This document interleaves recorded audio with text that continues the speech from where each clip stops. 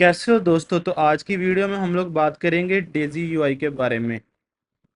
इसको आप इसी तरह ले सकते हो जिस तरह ये बूटस्ट्रैप है टेलविंड का। यहाँ पे हमें बने बनाए कंपोनेंट्स मिल जाते हैं। जैसे अकॉर्डियन का कंपोनेंट मिल जाएगा, अलर्ट का कंपोनेंट मिल जाएगा, आर्टबोर्ड का कंपोनेंट मिल जाएगा, एवाटार का कंपोनेंट मिल जाएगा, ब्रेड क्रम्स का कंपोनेंट मिल जाएगा, बटन्स मिल जाएंगे, चेक बॉक्सेस मिल जाएंगे, कार्ड्स मिल जाएंगे, क्राउजर्स मिल जाएंगे। इसी तरह बहुत से कंपोनेंट जो जो हमें कंपोनेंट ज़रूरी है एक वेब ऐप को बनाने के लिए वो सभी मिल जाएंगे। लिंक्स मिल जाएंगे, लोडिंग कंपोनेंट्स मिल जाएंगे। तो इन कंपोनेंट्स को हम लोग यूज़ कर सकते हैं अपनी वेब ऐप्स के अंदर। हमें दोबारा से व्हील को री इन्वेंट करने की कोशिश नहीं, हम इन कंपोनेंट्स को यूज़ कर सकते हैं वेब ऐप्स को ईजिली बनाने के लिए। अब इसको इंस्टॉल कैसे करना है अपने सिस्टम में, तो हम लोग यहाँ पे चलते हैं इंस्टॉल के अंदर। यहाँ पे हमें इसे as a development dependency install करना है। अगर आप npm यूज़ कर रहे हो पैकेज मैनेजर के तौर पे तो आप npm से कर सकते हो, यान वन जो सा भी आप यूज़ कर रहे हो इनमें से उसके थ्री ज़रिए आप लोग इसे इंस्टॉल कर सकते हो। तो मैं इसे कॉपी करता हूँ, चलता हूँ VS कोड के अंदर, यहाँ जाके इसे पेस्ट करता हूँ। ये इंस्टॉल हो रहा है। उसके साथ साथ उन्होंने यहाँ पे ये भी बताया है कि हमें tailwind dot config dot J S के अंदर as a plugin Daisy UI को भी ऐड करना पड़ेगा। तो मैं इस लाइन को भी कॉपी कर लेता हूँ, चलता हूँ VS कोड के अंदर। यहाँ पे हमारे पास tailwind dot config dot J S है, हमारा अभी प्लगइन फिलहाल एम्प्टी है। तो मैं यहाँ पे जाके इस लाइन को ऐड कर देता हूँ। हमारे प्रोजेक्ट के अंदर आप डेजी यूआई कॉन्फ़िगर हो चुका है और हम लोग इसे अभी यूज़ कर सकते हैं। पिछली कुछ वीडियोस में हम लोगों ने यहाँ पे एक कंपोनेंट बनाया था जो कि एक बटन को प्रेजेंट कर रहा था, ऐड टू कार्ड के बटन को। यहाँ पे हम लोग कुछ स्टाइलिंग अप्लाई करते हैं यूजिंग डेजी यूआई। तो हम लोग चलते हैं क्रोम पे, यहाँ पे इसके बटन कंपोनेंट के अंदर जाते हैं। अभी आप यहाँ पे देखें इसने बीटीएन किया है, बीटीएन न्यूट्रल किया है, सेम उसी तरीके से जिस तरह हम लोग बूटस्ट्रैप में यूज़ करते हैं, बीटीएन न्यूट्रल, बीटीएन प्राइमरी। तो अभी हमारा जो ये ऐड टू कार्ट का बटन था इसको मैं स्टाइलिंग देता हूँ यूजिंग डेजी यूआई के बटन से। तो यहाँ पे मैं क्लास नेम लिख देता हूँ बीटीएन, और इसको कलर के लिए हम लोग प्राइमरी कलर को चूज़ कर लेते हैं। सेव करता हूँ और यहाँ पे जो हमने पहले स्टाइलिंग अप्लाई की हुई थी टेलविंड के थ्रू सिंपली उसको मैं रिमूव कर देता हूँ। इस सर्वर को स्टार्ट करता हूँ डेवलपमेंट मोड में और क्रोम पे जाके इसे देखते हैं। लोकल होस्ट 3000 बैकस्लैश प्रोडक्ट पे है ये। तो यहाँ पे ऐड टू कार्ट का बटन शो हो रहा है और इसके ऊपर स्टाइलिंग भी अप्लाई हो चुकी है यूजिंग डेजी यूआई। अभी इसके अंदर एक कॉन्सेप्ट होता है थीम्स का। तो मैं यहाँ पे थीम्स को सर्च करता हूँ।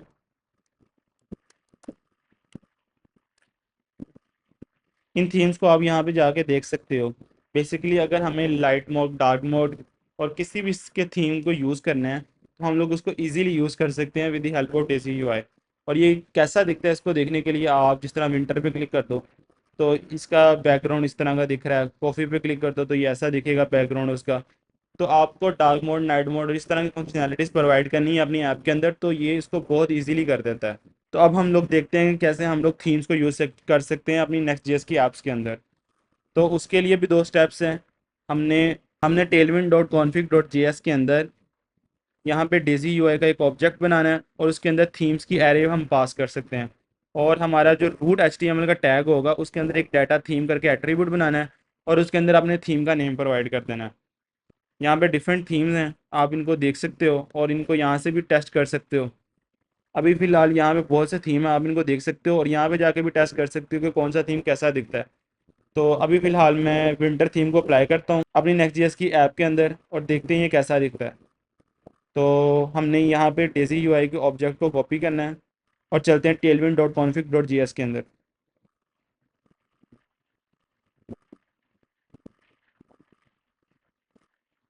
और यहाँ जाके पेस्ट कर देते हैं। हम लोगों ने विंटर थीम को यूज़ करना है तो मैं यहाँ पे इसको विंटर कर देता हूँ। और इसको यूज़ करने के लिए हम लोगों ने रूट एचटीएमएल के ऊपर डाटा थीम का भी एक एट्रीब्यूट डिफाइन करना है। मैं चलता हूँ लेआउट डॉट dsx पे जो कि हमारा मेन लेआउट है हमारे ऐप के राउटर के अंदर। यहाँ पे वो एचटीएमएल टैग है और यहाँ पे मैं वो डाटा एट्रीब्यूट डिफाइन करूँगा, डाटा थीम।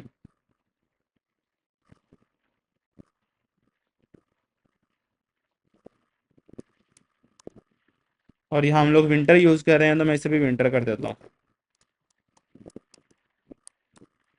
अब चलते हैं अपनी वेब ऐप के अंदर और देखते हैं क्या ये चेंजेस अप्लाई हुई हैं भी या नहीं हुई। तो देख सकते हो अब ये चेंजेस अप्लाई हो चुकी हैं। और उसके अलावा इसकी मजीद प्रैक्टिस करने के लिए जिस तरह हमारे पास यहाँ पे पिछली वीडियोस में हम लोगों ने एक यूज़र का भी पेज बनाया था और उस पेज के अंदर हम लोग एक लिस्ट ऑफ यूज़र्स को यहाँ पे रेंडर कर रहे थे। तो आप ये करो कि आप वीडियो को पॉज करो और डेजी यूआई से टेबल एलिमेंट को देखो और देखो कि कैसे हम लोग इसको अप्लाई कर सकते हैं। तो अभी आप वीडियो पॉज करो और मैं इसके आगे सोल्यूशन बताता हूँ। सो आई होप आपने एक्सरसाइज को ट्राई किया होगा।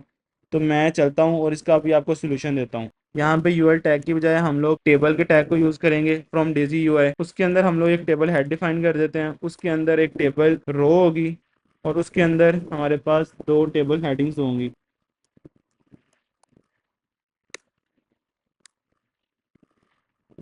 यहाँ पे हम लोग दो हेडिंग्स जो होती हैं वो हम लोग डिफाइन कर लेते हैं नेम और ईमेल के नाम से।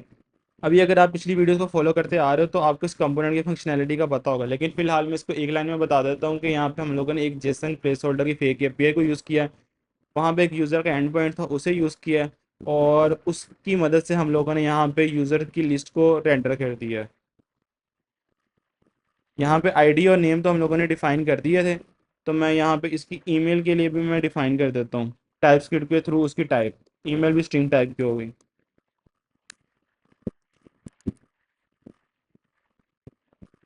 और ये जो यूज़र्स की हमारे पास लिस्ट है जो ये एक्चुअली यूज़र नेम वगैरह और यूज़र ईमेल को शो करेंगे, ये यहाँ पे हमारे पास टेबल बॉडी के अंदर आएगा। उसके अंदर हमारे पास एल आई की जगह मैं यहाँ पे इसको टेबल रो कर देता हूँ।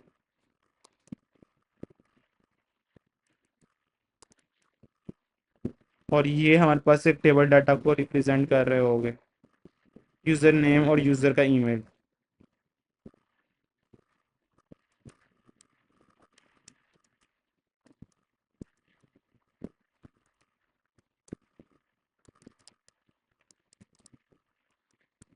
हम लोग चलते हैं क्रोम पे और देखते हैं हमारी वेबसाइट कैसे रेंडर हो रही है। तो यहाँ पे मैं जाता हूँ लोकल होस्ट 3000 बैकस्लैश यूज़र पे। यहाँ पे हमारा टेबल रेंडर हो रहा है, नेम ईमेल यहाँ पे बिल्कुल एग्जैक्टली सही से रेंडर हो रहे हैं। अब यहाँ पे आप और भी डिफरेंट क्लासेस अप्लाई कर सकते हो। जिस तरह मैं अभी फ़िलहाल टेबल के ऊपर दो क्लासेस अप्लाई करता हूँ कि ये और ज़्यादा हमें खूबसूरत नज़र आए। तो मैं यहाँ पे टेबल की क्लास को ऐड कर देता हूँ, टेबल बोर्ड बॉर्डर की क्लास ऐड कर देता हूँ। इसे क्रोम पे जाके देखता हूँ तो ये हमारे पास यहाँ पे इसके ऊपर स्टाइलिंग भी अप्लाई हो चुकी है। अभी हमें एक प्रॉपर टेबल की लुक दे रहा है और यहाँ पे जो ये टाइम स्टैम्प आ रहा है हम इसे भी रिमूव कर देते हैं। तो मैं यहाँ से इसको रिमूव कर देता हूँ। हम लोगों ने देखा कि हम लोग कैसे टेबल कंपोनेंट को यूज़ कर सकते हैं।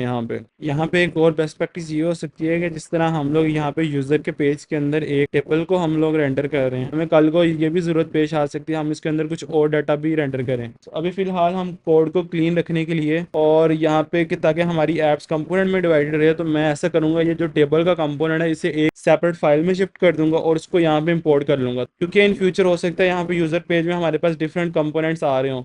तो इस तरह हमें कंपोनेंट्स रखने का फ़ायदा ये होगा कि अगर किसी की स्टाइलिंग में कोई मसला आ रहा है या किसी जगह पे कोई बग फिक्स करना है तो हम लोग डायरेक्टली उसी फाइल में चले जाएंगे और उसमें जाके चेंजेस कर देंगे। तो मैं यहाँ से अभी टेबल का कंपोनेंट उठाता हूँ और उसको यूज़र टेबल के एक कंपोनेंट के अंदर रख देता हूँ। और मैंने लास्ट टाइम भी बताया था कि जो भी हमारे और मैंने लास्ट टाइम भी बताया था जिस तरह हमारे पास ये यूज़र का टेबल है, अब ये यूज़र जो टेबल है ये स्पेसिफिक टू यूज़र है। तो मैं यहाँ पे कंपोनेंट का नाम से फोल्डर बनाऊंगा और यहाँ पे मैं एक यूज़र टेबल करके एक कंपोनेंट क्रिएट कर दूंगा।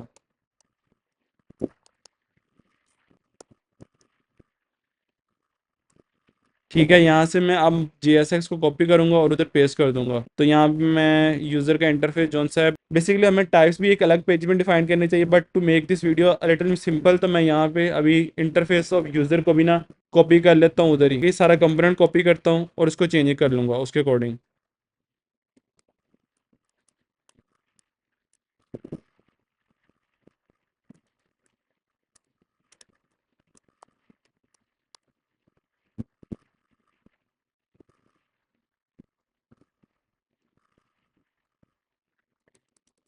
तो यहाँ पे हमारा यूज़र का टेबल रेंडर हो रहा है। अब मैं इसको यहाँ पे सिंपली इंपोर्ट करूँगा page.tsx के अंदर। ये वाला सारा हम लोग कोड हटा देंगे जो टेबल के अंदर लिखा हुआ है। यहाँ से अभी हमें एपीआई कॉलिंग की भी ज़रूरत नहीं है अभी, क्योंकि अभी हमारे पास सिर्फ एक ही कंपोनेंट है यूज़र टेबल, और वही एपीआई के डाटा को यूज़ कर रहा है। अगर हमें कुछ ऐसा डाटा चाहिए जो हमारे मल्टीपल कंपोनेंट्स उस पेज के यूज़ कर रहे होते, तो मैं यहाँ पे उसकी एपीआई कॉल करता। अभी मैं फ़िलहाल के लिए इसे रिमूव कर दिया है, और यहाँ पे मैं उस कंपोनेंट को इंपोर्ट कर लेता हूँ यूज़र टेबल के। इसको जाके क्रोम पे टेस्ट करते हैं क्या ये सेम तरीके से वर्क कर रहा है या नहीं। तो ये एग्जैक्टली सेम तरीके से वर्क कर रहा है। सो आई होप आपको वीडियो पसंद आई होगी। वीडियो पसंद आए तो इसे लाइक करें, चैनल को सब्सक्राइब करें। फर्दर कोई भी क्वेश्चन हो तो कमेंट बॉक्स में पूछ लें। मिलते हैं नेक्स्ट वीडियो में, तब तक के लिए अल्लाह हाफिज़।